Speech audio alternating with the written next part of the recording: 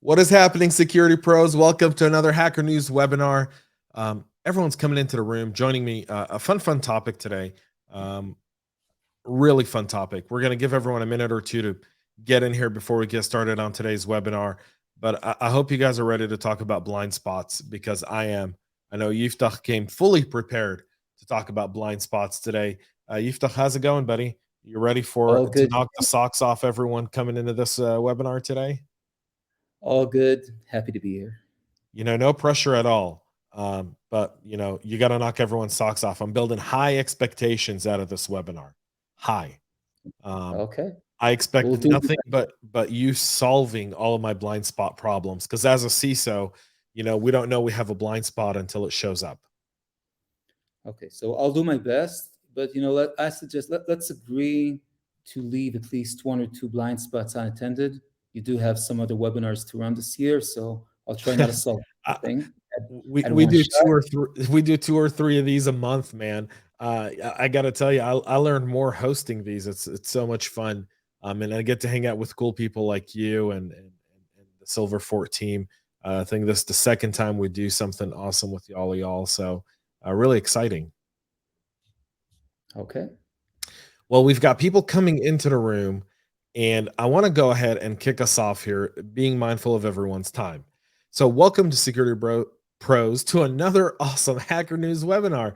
It's great to have you here with us. My name is James Azar. I'm a CISO, CTO, a security practitioner, and I'll be moderating today's webinar. That's right. Joining me, and I'm excited to present this very interesting fellow here on our screen. His name's Yiftach Keshet. He's the director of product marketing for Silverfort. And we are going to be talking about the blind spots of MFA and service accounts. And so, Yiftach, I'm going to go ahead and let you take over. Just a few things, folks. Ask your questions on the side. We'll try to get to them like I always do. I'll try to get as many questions as we possibly can. This is going to be very conversational. So just because you see a PowerPoint doesn't mean you're going to be bored out of your mind. And there's a real live demo at the very end. So you want to hang out. We're probably going to go about 35 to 40 minutes just so y'all time it. So grab your lunch if that's what you're doing. Grab your cup of coffee, sit back, relax. Yiftach, floor is all yours, buddy. Ransomware case study. Overcome the blind spots of MFA and service accounts. We shall listen. Thanks. Okay. So just two words before we start. Okay. The title says overcoming the blind spots. Now, I think, and as a security practitioner, I mean, James, you'll probably agree with me, and also a lot of people in the audience, that I think the best teacher you have is your enemy, right? The enemy tells you where your weaknesses are and how it takes advantage of them. And I think throughout the years, I think we've learned that when we see a certain type of cyber attacks that thrive, that prevail, that manage to bypass our protections, regardless of what we do, it means, I mean, it's bad news, of course, but it does tell us that there's a weakness. There's something that we don't see that these attacks take advantage of. And in the case of ransomware, I would really hope in the next 30, 40 minutes or so to open our eyes to see what these blind spots are. Okay, so there's a spoiler here. There's our MFA and service accounts.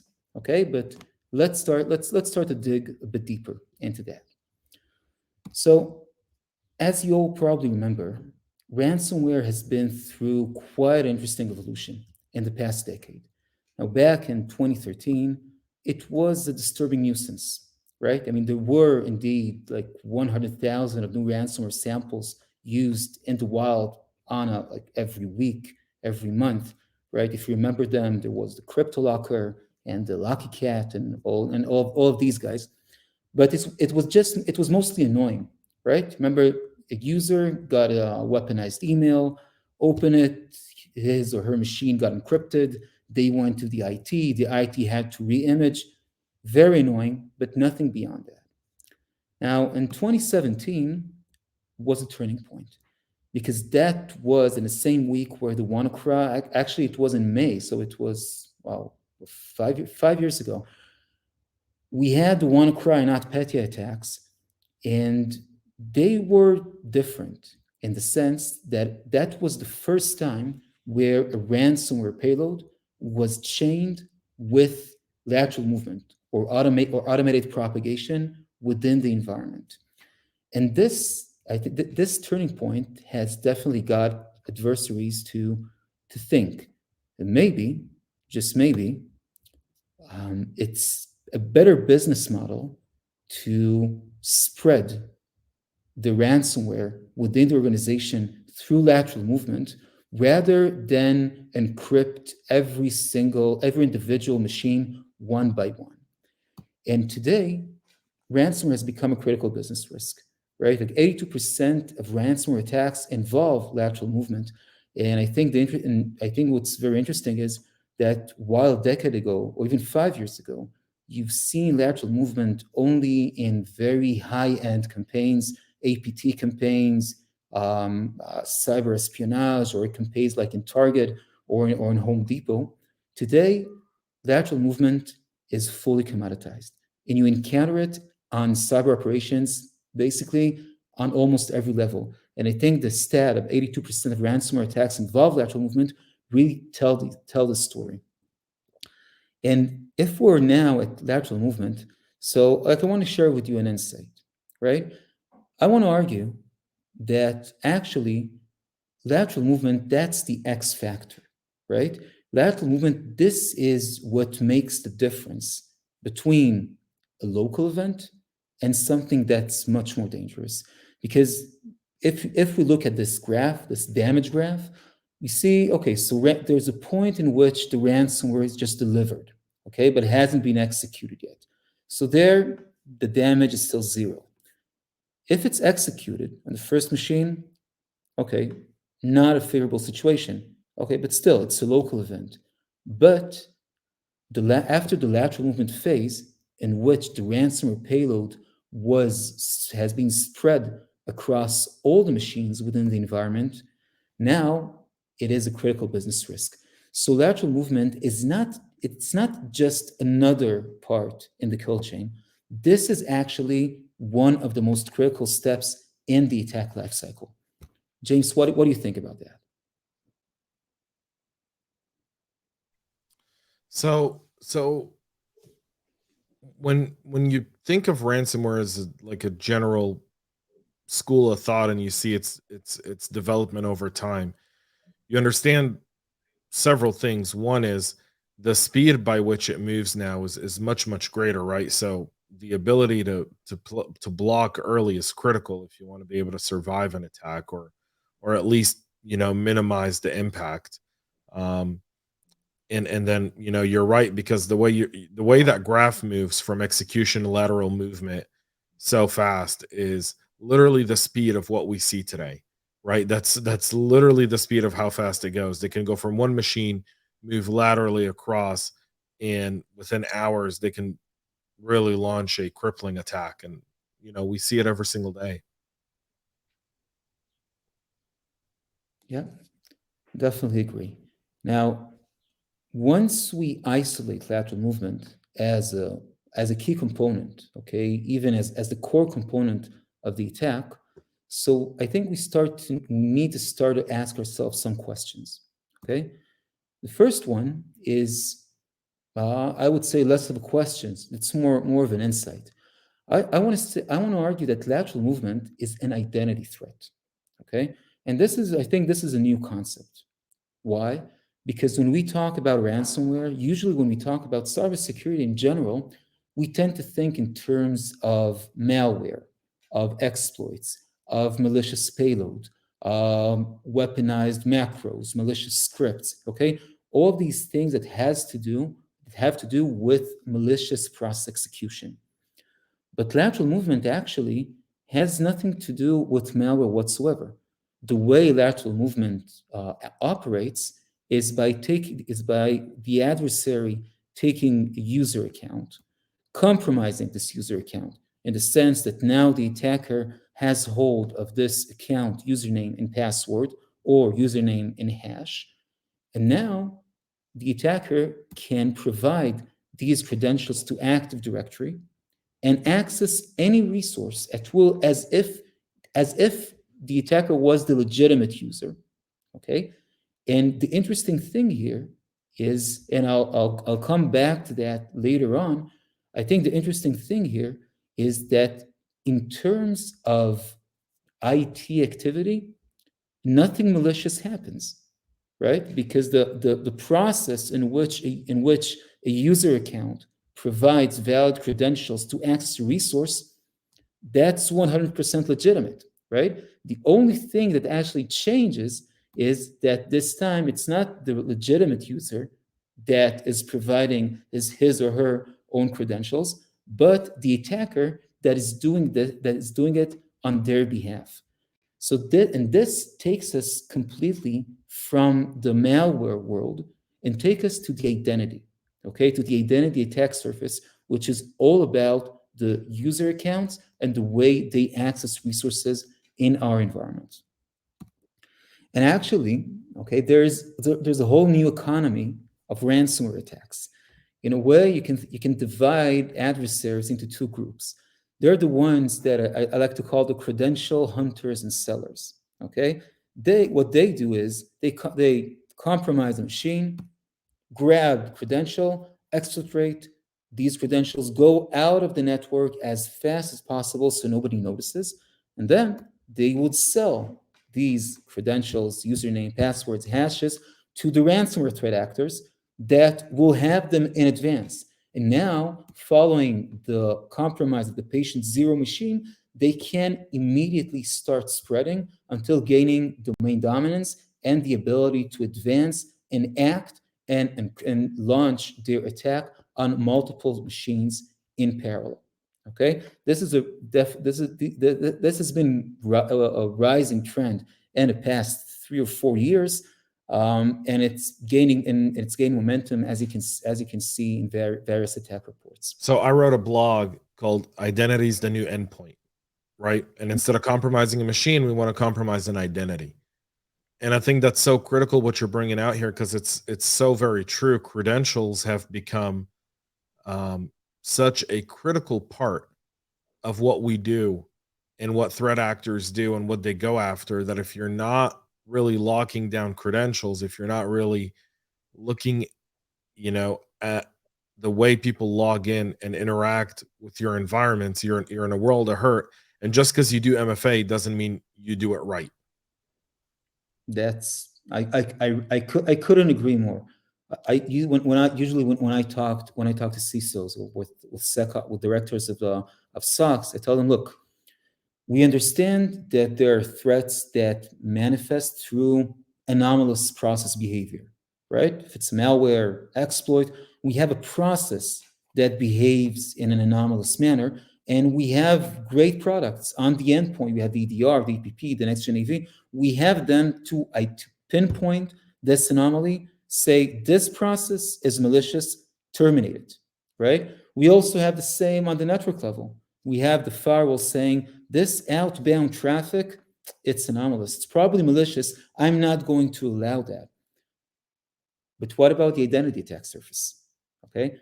We also need the ability, and currently we don't have it, to say, okay, here is a user authentication. Here are username and password provided to my Active Directory, or if I'm talking about the SaaS application, to my Azure AD or Ping or Okta. Do I have the means to, in real time, say, wait a minute, this is malicious, I want to block it? And go and relating finally to the title of this of this meeting, of this webinar, this is, I think, the key blind spot that threat actors take advantage of. And I want to show you two examples. Okay, I've taken this is sample of a ransomware attack. We at Silverfort, we encounter many of these because many people come to us after they've been attacked already, and so they need our insights to in the cleanup and in the cleanup and investigation phase. So this is a sample attack out of many that we've seen in the course of the recent year. And it goes like this. You have an attacker. The attacker now compromises an Exchange server using the proxy shell vulnerability. Okay, so that's an initial foothold within the organization network. And following that, now having a foothold on the Exchange server, that's great, but it's hardly enough, right? So credential compromise, lateral movement with PowerShell or PSExec or other command line tool. At a certain point, the attacker is able to grab admin credentials. Then with these admin credentials, now it continues to move laterally and plants and executes the ransomware on all machines. And as you can see, actually, all the stages between the initial compromise and the actual execution, all of them involve the use of compromised credentials. And this type of lateral movement, this is exactly the identity aspect that we've talked about. Now, this scenario is fully on-prem, right? But we can actually encounter similar things in the hybrid environment as well. I'm positive most of you have heard about the Uber attack that took place around September. Now here, this was one of the rare occasions in which it's identity from beginning to end. So you have a threat actor that managed to compromise the VPN credentials. Okay, so the attacker now lands at an endpoint in the organization. Within the endpoint, the attacker visits a network share. Okay, and in that network share, the attacker discovers a script with the credentials of a service account that enables it to access the PAM and the secret server within the PAM, extracting all the key password, and now the attacker can access all the SaaS and web applications as well. Okay, so this is rare. Usually there is some kind of balance between the identity, the malware, and the network. But I think it really Is it rare? Yiftach, sorry for stopping you though, because I'm seeing some of the comments from the audience here. I don't think this is rare. I think I agree with several of the people that are writing that this is kind of the new supply chain attack surface, right? Where we see compromised credentials built into scripts being used to essentially gain a foothold on every single product within the ecosystem, especially in an as a service type of environment. Do you agree with what some of the audience members say, or do you think this is the new attack surface, or you think this is rare and never to come back? No, I think it's definitely the new attack surface. But as you know, in the threat landscape, I think it's never that you almost never have like a whole brand new attack surface that 100% replaces the old one, right? We'll still see a scenario in which, for example, the initial compromise is through a weaponized email with a zero-day exploit, okay, or with a malicious macro. We'll keep on seeing this stuff, but I think, and I definitely agree with you and the people from the audience at that point, everything that happens after the compromise of the patient zero, this definitely entails almost exclusively the use of compromised credentials. And this is indeed, I think, the attack surface that we should be concerned of. Yeah, I can't wait to see the live demo in a Okay. little bit because I'm really excited about that. So everyone watching, like, stay tuned, don't go anywhere. We've got a live demo of what the platform actually looks like, and I think you guys will find that extremely valuable. Um, but I completely agree with what you just said, Yiftach. Go ahead, carry us on, Mhm. buddy. Okay. So just hold your breath, guys. So we still have like a few minutes before the demo. Now I really want to build my case, and I'm saying, so where's the security gap, right? Like we've said, your enemy is your teacher, right? The enemy teaches you where your weaknesses are. So I want to say there are actually two gaps, two blind spots that enable these lateral movement attacks to take place. One of them is MFA. The other one is service accounts. And Let's talk about each one of them separately. The MFA blind spot. So remember, we've said how lateral movement takes place. Have a user account, then it gets compromised, then the attacker starts moving, and here that's important. In almost all attacks, the lateral movement will be done, and I'll show you this in the demo, using command line tools like psexec, PowerShell, WMI, and others. Okay. Now, I'm opening a command shell, providing the compromised passwords, also the name of the resource I want to access, and Active Directory lets me in, right? Because Active Directory doesn't know the difference. As long as the username and password match, all is good. Now, at that point, some of you might say, wait a minute, there's actually an amazing security measure against this type of attacks, a security measure that has been proven to prevent 99% of account takeovers, right? And that's, of course, that's multi-factor authentication. I That's disagree MFA. with the 99%, just for the record. You disagree or you I agree? disagree with the 99%. I don't think it stops 99% of attacks. I Yeah, think it stops a good portion of an attack, but it depends on how you deploy MFA. That's a different conversation, not the one we want agree. to have today. Totally agree. Problem is, okay, that in the Active Directory environment, and as strange as it may sound, there is no possibility to incorporate MFA in an authentication that takes place in Active Directory that uses Kerberos or NTLM.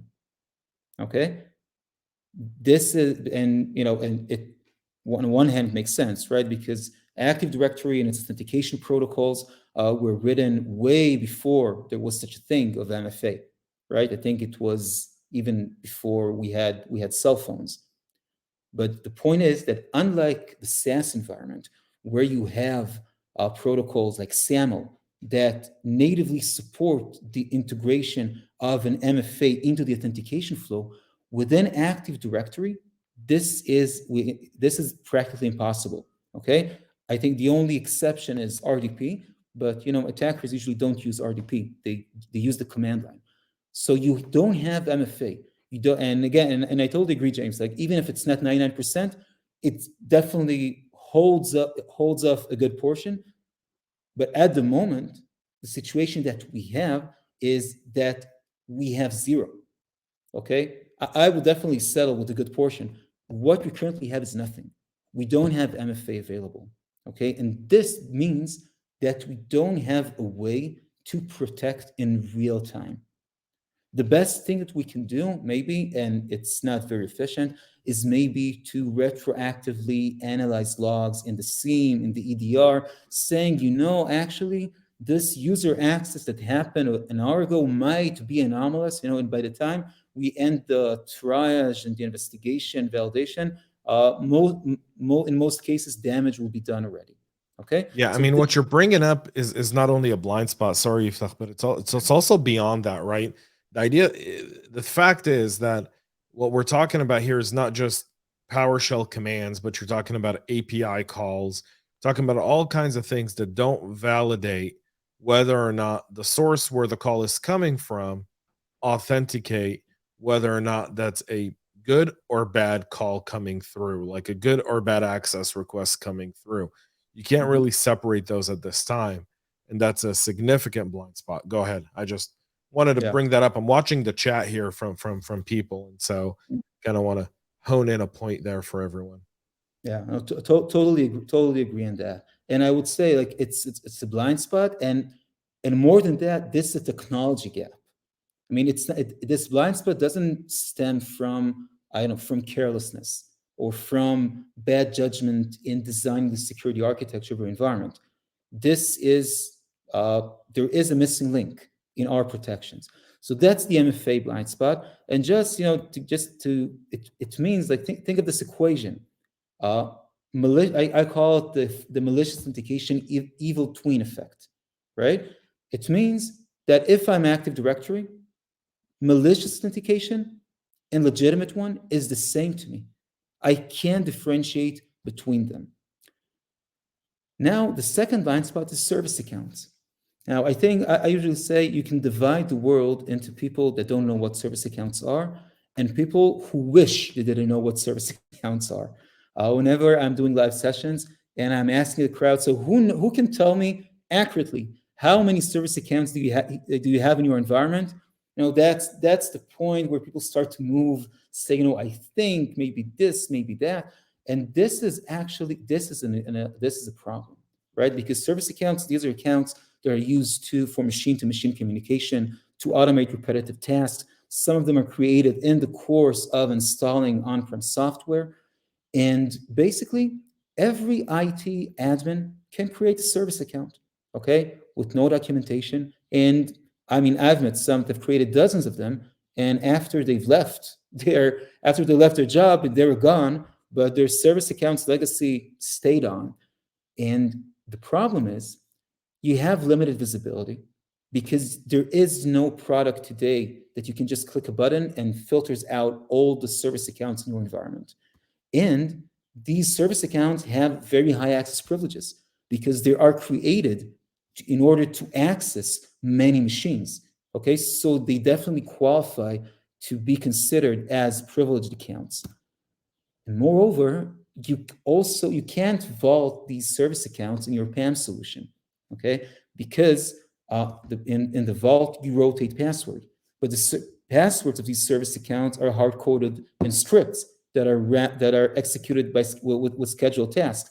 So if you rotate the password, it means that the service account couldn't log in. So the critical process that service accounts manage and everything that depends on it is likely to crash. So you have limited visibility, high access privileges, and no ability to protect them in the manner that usually you want to protect your administrative accounts and access. And the result is high exposure to compromise.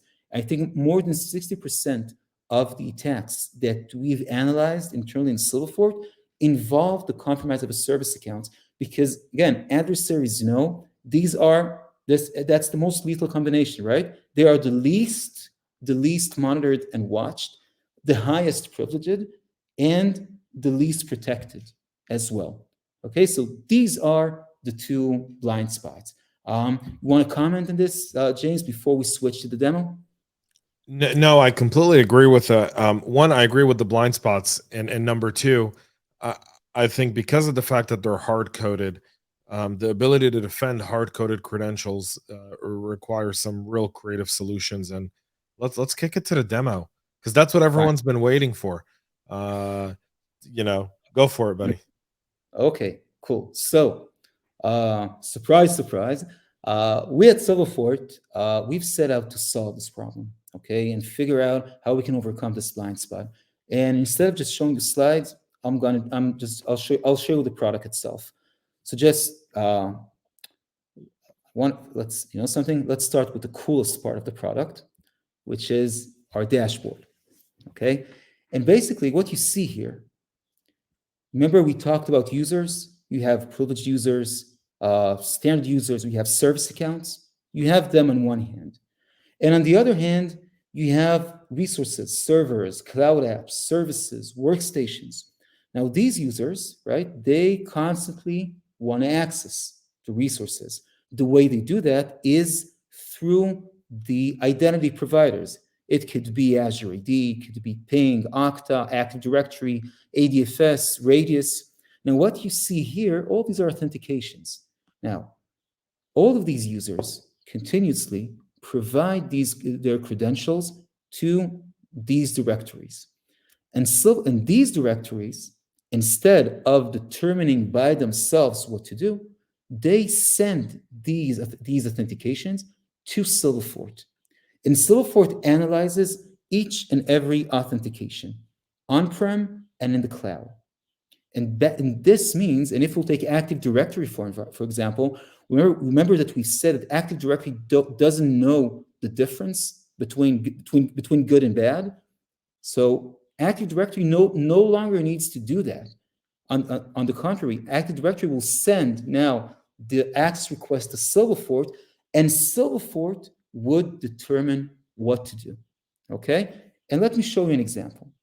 We have two machines here. Okay, you see we have this one RD16.1 and RD16.2. Okay? Now, RD16.1, for the sake of this demo, you see this, it will be my machine. It says this is Yiftach, I'm an admin. And what I'll do now, I will connect to a remote server through the command line. Okay? John just called me, told me that he has a problem with his machine that has this name, long and bad name. And I say, okay, fine, John, let me log in and check what's happening. So I'm typing psexec -s, machine name, my name, okay? And I'm providing now the password. Okay, and as you can see, I now logged into this machine, okay? I'm still on RD16.1, but I've opened a remote connection. Let me prove that to you. Host name, I'm now running, can execute code on this machine, right? Now, let's exit. Let's assume that I'm an attacker, okay? And as an attacker, I've compromised this second one, this RD16.2 machine. Okay, now all I have to do now is type the same command, right? And provide the password. And what do you know? This is how lateral movement operates. Now, as you see, Active Directory didn't have a way to tell that one authentication was legitimate and the other was malicious. Now, let's go to Silverfort and see how we solve that. So we go to the policies screen. And in the policy screen, we'll quickly filter, find the policies that I've configured for myself. And let's find one of them. Okay, 1 minute to refresh. Users and groups, Yiftach. And we'll take a look on this one. Lateral movement protection, admin credentials from non-admin machine. This is a very simple policy. And it basically says, Yiftach is an admin, right? So basically, whenever Yiftach's credentials will be used from any other source than RD16.1, then if it's not Yiftach's machine and Yiftach's credentials are used, it's suspicious. So what we'll do? We'll trigger an MFA. Okay, so I've enabled this policy. Now let's go back in time. Let's assume, okay, let's clean up the screen. I'm the attacker, okay? And as an attacker, I was able to compromise Yiftach's credentials. Apparently, I'm a very careless admin. Now the attacker provides my username, same as it does before, and my password. I think I had a typo here. The same way it is done before. And it tries to connect. But guess what? It doesn't happen because, I don't know if you can see that, I got an MFA notification as an admin asking, did you try to access? Now I'm saying, no, I haven't. Access is blocked, okay? And you see, couldn't access this server. This type of, think about the attacker. Until now, it always worked. Until now, whenever the attacker used compromised credentials for lateral movement, it always worked like magic. All of a sudden, now the attacker is perplexed because he did everything right. He provided my username, provided my password, but nothing happens. Now, there are no words to describe what a game changer this is. This actually weeds out the vast majority of lateral movement and ransomware attacks that you'll encounter out there. And by the way, do you know what I've done here with the username and password? This is how lateral movement has been practiced for almost a decade and a half. As hard to believe as it may sound, while malware definitely developed, and if you take malware from a decade ago and try to run it on an endpoint, you'll definitely fail. This simple technique has been working for 15 years. And that's the reason why ransomware attacks prevail to the extent that they do. And this is how we are able to solve that in Silverfort. So this is the MFA gap. And you can configure this policy, for example, we've configured based on anticipating attacker's move. We're saying even if Yiftach's credentials will be compromised, good chances that they won't be used from Yiftach's machine. Okay, we can actually be more clever than that. We can configure a risk-based policy, and we can say, for example, let's configure a policy. Let's trigger MFA whenever there's an abnormal authentication detected, or abnormal geolocation, or admin with SPN, or domain admin, or interactive login of a service account, or shadow admin, any of these. Now, that was the MFA portion. Let's go to the service accounts. Remember, we said these accounts, they are almost invisible. Okay, you can't detect them, you can't know what they are. Now, and I remind you, because Silverfort the Active Directory forwards every authentication to Silverfort, it means that Silverfort has visibility into 100% of access attempts. So we can analyze, by we, I mean Silverfort's engine can analyze these authentications, and it can say, you know something? This account is a service account. This account is a service account. How do we know that? Because unlike standard user, just a minute, excuse me. How do we know that? Because I love live webinars. How do we know that? Because unlike human user, that you can't anticipate what he'll do, service accounts are predictable. And when I'm seeing an account that logs in from a specific machine to 5 other machines every day at the same time, day after day, week after week, I'm saying this one is definitely, it's not a human being. That's a service account. Its behavior is predictable. It follows definite patterns. Okay? So I can say, you know something? This one is a service account. And for each and every one of these service accounts, we can say, look, this account, these are the sources. These are destinations. It never deviates from that. We can tell you, you can choose to say, you can do the following. You can say, I allow the service accounts to do these actions only, these connections only.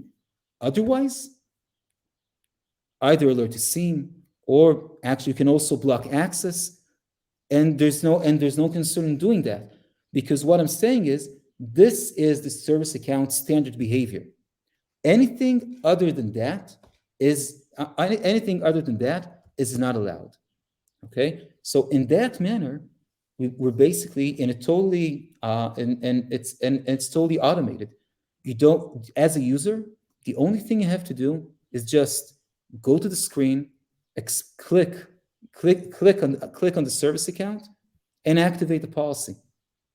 Okay, in a standard environment, an environment of, let's say, 1,000 machines, there are likely to be more than 100 service accounts.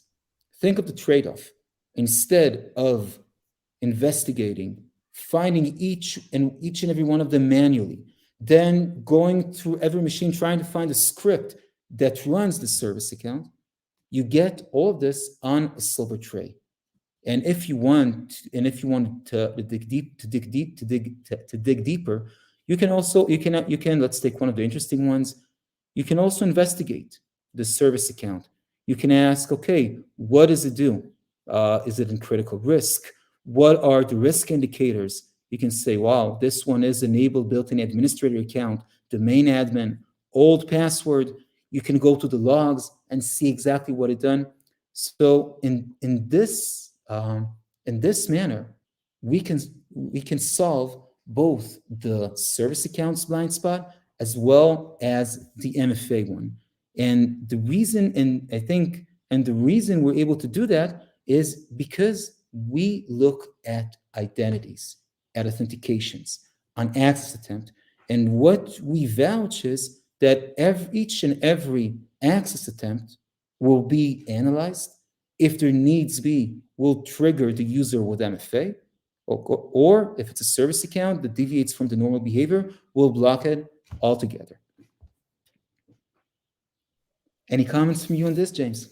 No, I love this, and we're almost out of time here. I want to get to a few questions, if that's okay, Yiftach. We've got a few questions from the audience that I think would help kind of drive it a point home. Max is asking, do you install anything on a domain controller to be able to do this? Great question. We actually we do. What we install is a very lightweight adapter. And what the adapter does is whenever Active Directory receives an authentication packet, the adapter forwards it to Silverfort. And once Silverfort reaches a verdict after MFA verification or not, the Silverfort VM sends it back to the adapter, and the adapter informs Active Directory whether to allow access or block it. All right. And Art is asking, how exactly do you identify service accounts? So it's really based on the behavior, okay? And I think the key word here is, again, as we said, it's predictability, it's patterns. It's basically saying when I program a service account to do something, the one thing that I know for sure is that the same behavior will repeat itself on and on and on.